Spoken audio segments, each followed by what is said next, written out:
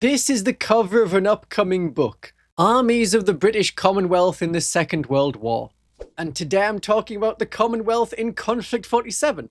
Because each is called the Commonwealth, I'll call the new book The Commonwealth, which is about the nations that will, become the Commonwealth of Nations, that were the dominions in the part of the British Empire in World War II. And I'm going to refer to the Conflict 47 British Commonwealth as the British Empire. They've taken a less positive stance on independence or autonomy, and the dominions and peoples are under direct rule from London. In this video, I'll be looking at the national spirits of the Commonwealth nations in this new Bolt Action book, some of their specialist units, how the nations of the British Commonwealth are faring in the world of Conflict 47, and the ways you could use the Commonwealth rules in this book in games of Conflict 47. In a future Conflict 47 campaign book, I would love to see how the Commonwealth nations each feel about the loss of autonomy. Canada may be annoyed until London says sorry. They may resent going from a free-ish dominion to a controlled state. Or they may feel more assured that if they were invaded by any other faction, they would not be left to fight it out alone. South Africa's government may welcome continued control from London, then there is no risk of the white English-speaking minority from being overthrown, as long as their abhorrent apartheid practices are allowed to continue. Then black people cannot have power. India may not be the volunteer force it was historically. Part of why so many Indian people volunteered was this unwritten deal that if India contributed heavily to the war, they would be given independence. It is 1947, and that has not happened as it did historically. Australia and New Zealand may be okay as long as automatons fill the fighting roles. Never another Gallipoli. At least not for people. Morale generally in the Commonwealth nations would deteriorate if they thought that automatons would be taking up fighting roles, and instead, automation doesn't come to the dominions, and flesh and blood soldiers are still called up. The Commonwealth nations did not have the industrial capacity compared to the United Kingdom to produce automatons in large numbers. Canada and Australia maybe could. Canada had an industrial boom during the war, so they would be the most likely to create their own automatons, perhaps only to Mark I level. But there you go. Something to think of in terms of building armies. But if this new Commonwealth book is a Bolt Action book, why are we talking about Conflict 47? In a previous video, which I'm going to link at the end so you can fully explore it, I covered how you could use Bolt Action units in games of Conflict 47. The core rules of Conflict 47 say you can. The app lets you, and the British Empire rules in Conflict 47 will likely be updated soon to say you can use late war units from armies of the British Commonwealth. The same way the Axis Conflict 47 rules were updated to say you can use Bolt Action Italian units. So you're using the different specialist units from the different nations, but that includes the British Empire rules like superior code breaking. It's a good way to have a multinational force, as that is how the Commonwealth fought in the Second World War. Indians, East Africans, Australians, English troops all together in one army. Have a bit of everything. A Matilda Frog from Australia, a Churchill Meteor, Indian infantry, Galahad troops, but say they're from Canada. There's lots of fun to be had. Don't let the rules restrict the fun you want to have with your opponent. Tournaments and narrative events set their own rules, and that's separate. Bolt Action and Conflict 47 are very good at saying when something is advised as a rule, rather than being a rule. The limit on using late war units only is recommended, but not required. Add in the cool units you want. You could have a platoon from each of the nations. This is a way you can do it as recommended in the new Commonwealth book, since it's a book with 5 different army lists. Have your artillery from South Africa, your regular infantry from India. Rules for multi-nation forces are there. I'm partway through painting up more Indian troops. This is why I opened my jungle green, which does go pretty well. This is Lieutenant Singh. My idea was to have him look tired, like he's been running behind Galahad troops, whose power armoured supports would mean they don't get tired as quickly. The hand on the leg is meant to look like exhaustion, but kind of comes across as, oh yeah, slay queen, which is an appropriate thing to say to your Matilda tank. I'll be showing off some unit rules in this video, from the new book, which isn't out yet at time of recording. The Gurkhas are getting new models. They look pretty good. You'll be able to use them in Conflict 47. If you want to have a British Empire Conflict 47 Canadian army, add in certain Canadian units to fight alongside your Mark I automatons. I hear there will soon be an invasion of America, and I really hope the plot includes an attack on Canada. Not because I want the Canadians to suffer, not even the ones in Quebec, but because then the British Empire in Conflict 47 will be active. Fight the infiltrating Soviets, fight the invading Japanese, fight the United States if they go rogue and tensions flare up. I am describing fiction. I wonder if there'll be any weaving in of the Roswell incident, which had conspiracies begin in 1947. Some Russian or Japanese super spy weapon spotted, theoretically. There are new units coming, and Invasion America can be pre-ordered. If you are doing this online, like from anywhere in the world, please use my affiliate link that's linked in the description. And when the Commonwealth book comes out, same link. So the basic idea of the Conflict 47 rules is you can use bolt action units in your Conflict 47 army. But what if we wanted to use the faction rules of the different nations? Ignore what it says in the British Empire Conflict 47 army list about skipping faction rules. Playing an Australian Conflict 47 army doesn't feel right to have Bletchley Park's superior code-breaking intelligence. Bletchley Park's a bit far away. And keep calm, lads, the rule about the plucky British spirit may not apply to East Africans whose vision of independence is slipping away in the face of a new nightmare war that may never end. So this is my advice. This is not Warlord Games rules. It's me suggesting things that are fun, because fun is the ultimate goal. We're not breaking the game, but better representing a British Empire army in Conflict 47 that hails from one of the dominions instead of the island of Great Britain. So first idea is to take the faction rules, and if a unit rule applies to something like computational systems, applies to your Mark 1 automatons, use that rule. The main two rules we're swapping out are code breaking and keep calm, lads. The national spirits will only apply to certain human units, not for automatons. Or maybe idea 2, should Canadian automatons be different to the UK ones? Any rules that apply to infantry also applies to automatons because they're infantry. Something to consider. Idea 3, if it's a multi-nation army, maybe you have an Indian platoon using Indian Army rules and a Conflict 47 platoon using British Empire rules. They can use superior code breaking and computational systems, but I couldn't use superior code breaking to pick an Indian unit, or upgrade a unit in that platoon to have computational systems, or use any Rift units in this platoon. I would have to use like an engineer platoon. Then I can have basic infantry without the requirement to take specialist or advanced infantry. And Indian brigades in World War II were a mix of UK and Indian Raj forces, so this has a ring of historicalness to it. I'll explain how I'd play it for each of the factions, starting with Canada, because this really is 6 armies in one book. The Canadians use flame warfare. They don't have engineer teams, but they had flamethrowers in a lot more rifle squads. The idea is a single rifle section per rifle platoon, which is the basic platoon in Bolt Action. They can swap a rifle for a flamethrower for 30 points, and another man carries the fuel, or indicates where to point the flamethrower, while their engineers can't have flamethrowers. The basic infantry squad already has this option in Conflict 47. You can add the engineer's rule for 1 point per model and then add a flamethrower. This rule is for rifle sections. That's a bolt action unit you can take as allies in Conflict 47. So all you need to do to make this work in Conflict 47 is swap the words rifle platoon for assault platoon, which is the basic Conflict 47 platoon. Easy enough to add on Browning machine guns. All turreted Canadian vehicles can have a pintle-mounted MMG for 15 points, or for 25 points, have a heavy machine gun. That works. It's only on turreted guns, not on walkers, but you could have it on a Tesla Cromwell. They can add more airborne units. Fair enough. That's very compatible. But for the army rule changes, dogged and highly motivated replace keep calm, lads and superior code breaking. For dogged, if reduced to 3 or fewer models, the unit gains stubborn.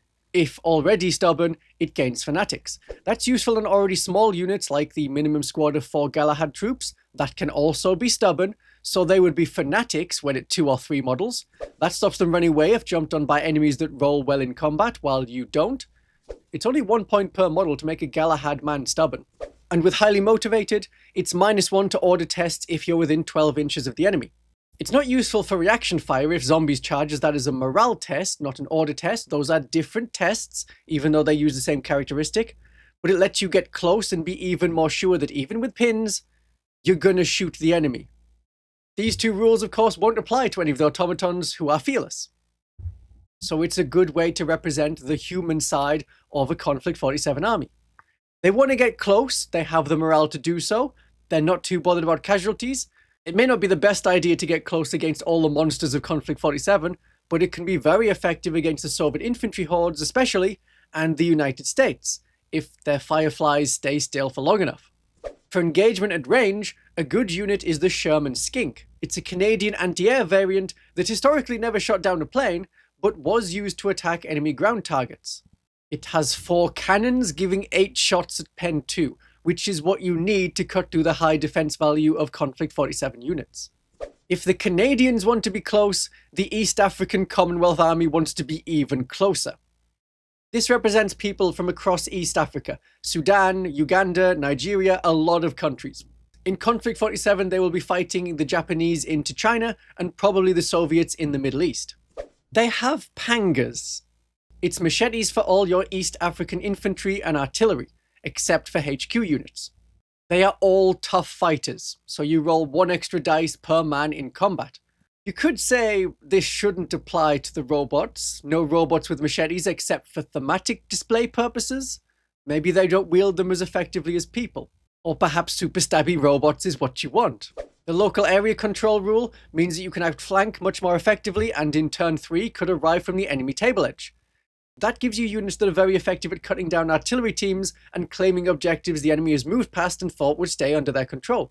Even the ability to do this will make your opponent keep some units back to defend the guns and babysit captured objectives with an ambush order, while your troops will come on from the flank instead of from behind. The Scouts rule applies to 1 rifle platoon. In Conflict 47, you could say this is an assault platoon. Stretch it to apply. Mandatory units with 5 or fewer models can be infiltrators for 1 point per model.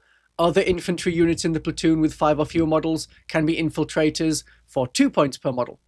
The mandatory units in the platoon are the platoon commander and the 2 specialist/advanced units. They can infiltrate if they have 5 or fewer troops. Infiltrating automatons? With machetes? It seems a bit odd, but perhaps this is how they roll in the Gambia. If you are having infiltrating robots, and these are Mark I machete-wielding combat automatons, I would lose the computational systems rule. For fairness. So they're always going to be -1 to hit, and when they move, they will be shooting and hitting on a 6. But we all know this variant is here to use the big bayonet and their tough fighters rule. There's the desert mounted infantry rule, which is generally discouraged because it's cavalry. Then you need mounted versions of the models. There are no cavalry rules in Conflict 47, so you have to use the Bolt Action rules. You can move faster and ignore desert theater penalties, but you cannot fire anything bigger than a pistol while mounted because you don't have carbines. It's 3 points per model if you have some horses. Or maybe your Mark II automatons can transform and have horse legs. Whatever's fun. And finally, of their many army rules, Nigerian Chindits. 3 points to get the bonuses from the Nigerian Chindits unit. You may be better off taking the Chindits unit instead of upgrading other ones. It's a good rule to combine with local area control, and these are a better version of the generic Commonwealth Chindits section. Superior ambush tactics. You can be set up and on ambush, and you have stubborn to ignore pins on morale tests, not order tests. That will definitely teach the enemy for attacking this French village surrounded by jungle. There are a lot of units from Bolt Action that are not as points effective in Conflict 47. That is the changing nature of war.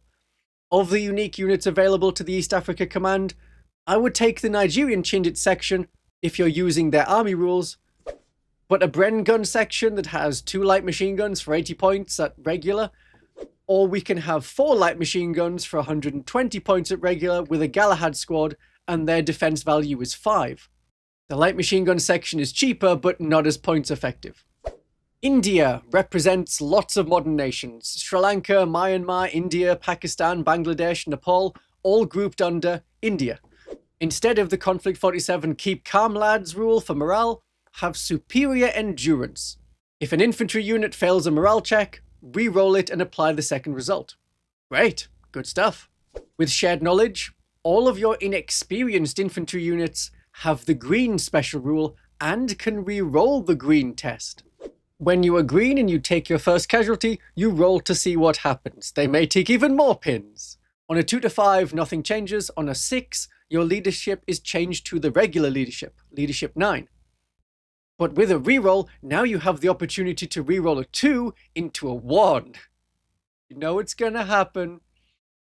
Yeah. There's not many inexperienced infantry troops in a Conflict 47 British Empire army, but you could apply it to some infantry allied into a platoon. But it's a good idea. It adds a bit more fun into a game with an element of uncertainty over a stat. The Mountain Experts rule is an upgrade. Your infantry can have fieldcraft for 1 point per model.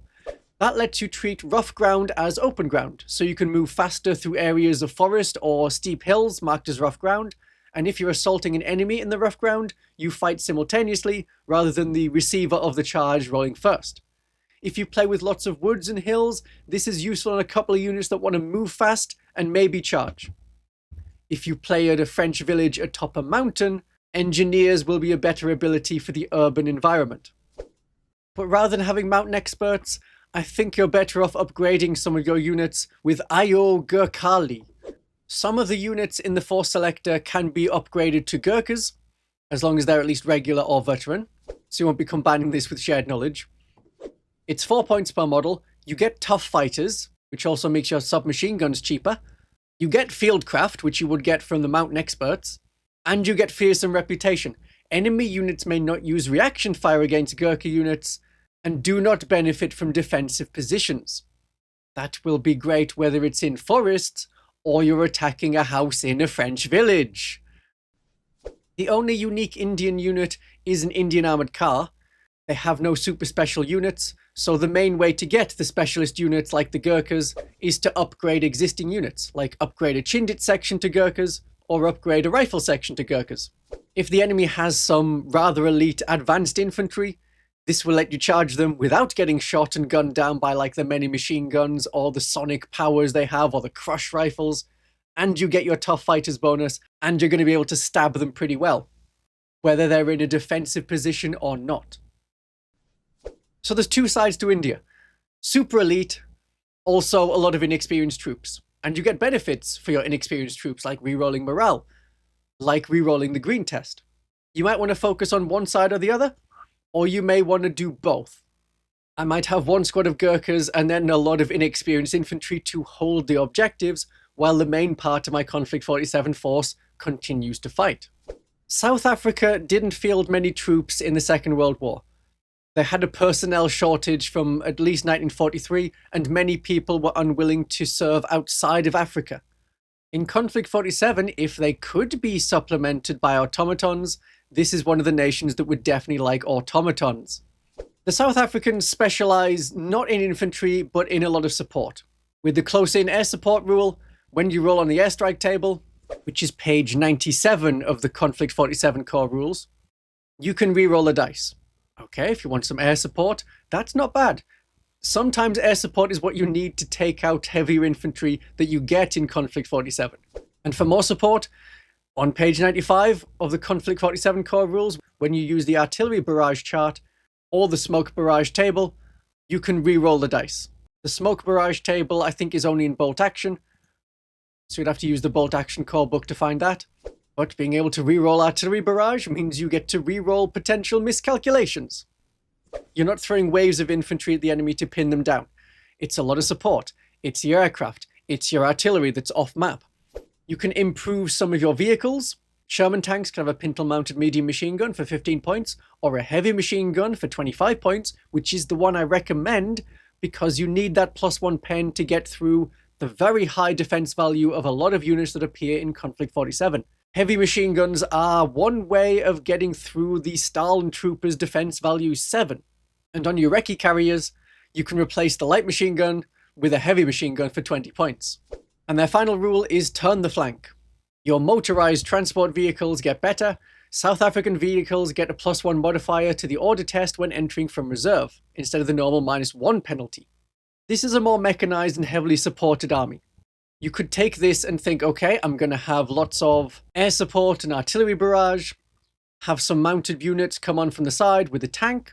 They have their own unique Grant command tank. It's a command vehicle, so it's already the leader of a, say, armored platoon. You could support that with a Tesla Cromwell or Churchill Meteor. and you can have a pretty cheap tank. 92 points, it's already a command vehicle, and as long as you keep the front towards the enemy, the vulnerable rule won't apply, which gives enemies +1 penetration on the side, or for like a total of +3 on the rear. But one of their units I think is really cool is the Native Military Corps Medic. They can run to danger. If one of your units gets shot at, and the medic hasn't activated yet, you can give them a run or advance to move as close as possible, and then you may be able to get more units in the area of I'm gonna medic you and potentially save lives. Of course, in Conflict 47, the medic rule doesn't apply to like automatons or anyone in power armor.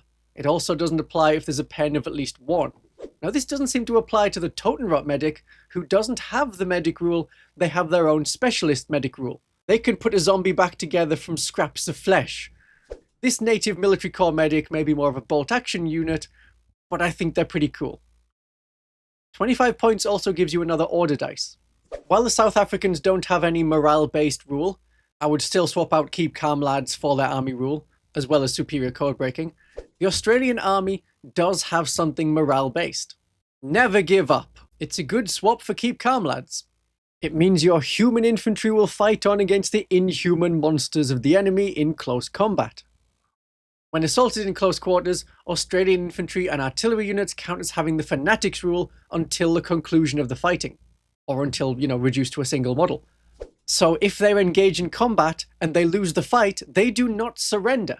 That's very valuable to fight on against zombies and horrifying creatures, especially if your unit has tough fighters and might be able to hurt them. This could apply to all of your units. Galahad troops sticking around in combat is as cool as any other infantry. I mean, it won't matter to automatons, they're fearless, so they never run.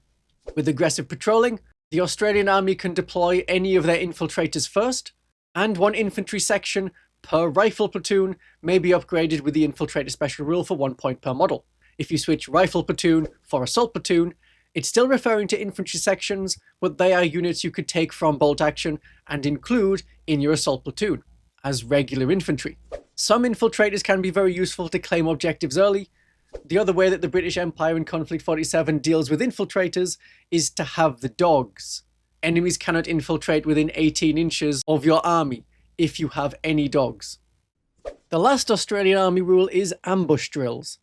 Australian infantry can always react to enemy ambush fire by going down. Normally, you cannot do that. You cannot react in any way, you just get shot. So they go so far and then drop down, but now they have cover. And the last part of that paragraph, enemies that are on ambush can choose to stay on ambush until the end of the turn, and then on a 1 to 3 they lose their order, or on a 4+ they can make a fire order now that they see what the board is like, even though they didn't ambush anyone partway through movement. Otherwise, enemies can choose to retain their ambush dice. This is saying that Australian infantry that have already acted can still react by going down to ambush fire that happens at the end of a turn. Because Australian infantry can always react to enemy ambush fire by going down, even the stuff that happens at the end of the turn. This is a good counter to the Japanese who love ambushes. So the Australian army will be close combat focused, able to counter enemies that like to surround you. Australia has infiltrating light infantry and are reactive to enemy ambush fire instead of controlling the initiative with superior code breaking. They have quite a lot of unique units available, such as the Jungle Division Infantry Squad. They can be jungle fighters with a bonus, but regardless of terrain, as we all know that despite the fight happening between Japan and Australia in New Guinea, the board is laid out as a French village. Jungle fighters let them infiltrate, and they are hidden, which gives you bonuses to your cover save, and they have an ambush order right away. If playing a deployment where units walk onto the table, they'll be in a great position to shoot them as they arrive. And ambush fire is very effective at shutting down US Firefly movement. They love to jump in with their jetpacks. I love to shoot them when they jump in with their jetpacks. Flamethrowers are also great. The Matilda Frog was a uniquely Australian tank, and I love a Matilda. It's a Matilda with a flamethrower, which is important to cook the high defense value enemies inside their Mark II power armor. It's slow, but that's because it's an infantry support tank. Enemies have to come close to you, and the Matilda is there to discourage such action. It is the same cost as a regular Matilda. And finally, and totally different to Australia, is the Army of New Zealand, which has one of the same army rules as Australia. Aggressive patrolling. Before infiltrators are set up, you can deploy all of your infiltrators first. The benefit is that enemy infiltrators cannot be within 12 inches of your models. If you have enough infiltrators, you can block the enemy infiltrators from getting close to any of your troops. And as you place infiltrators after everything else has been set up, you have troops with lined up targets ready to fire or ambush their preferred enemy. Infiltrate is good. They have steadfast under fire, which is a very mild rule. When rolling for the result of multiple pin markers caused by a single source, like high explosives, like flamethrowers, if it's against New Zealand infantry, the result is always reduced by 1, to a minimum of 1. That might come up twice per game, and the enemy might have rolled badly anyway. I don't think it's that good of a rule. The third rule is for the Maori. Some of the Commonwealth units can be taken as Maori. They have to be either regular or veteran, and for 2 points you get tough fighters and their special cry, which means that when fighting in close quarters, they always count as fanatics even if there is only a single model left in the unit. They can make for good blocking units that say enemy werewolves will have to charge and fight and fight and fight, and that means there's more and more opportunities for you to roll a 6 followed by a 6, and maybe you can stab them to death. You might want to upgrade a rifle section like this. I'm thinking more an engineer section, because then you have engineers, so if you are going to assault the enemy and it's in the building, they don't get the defensive bonus, and you have tough fighters, and even if the fighting goes badly, you're going to keep going. It is death, it is life. There's a couple of unique New Zealand units. Yes, the only one you'll really care about is the Bob Semple tank. It was never used in World War II. Maybe they would get rolled into service by 1947. It only has light machine guns. It can be pinned by small arms, even though its defense value is 7, but it only costs 40 points. 6 machine guns fired by an inexperienced person, so you're always firing at -1. And it's unreliable, so if it takes a pin, then it will take an additional pin.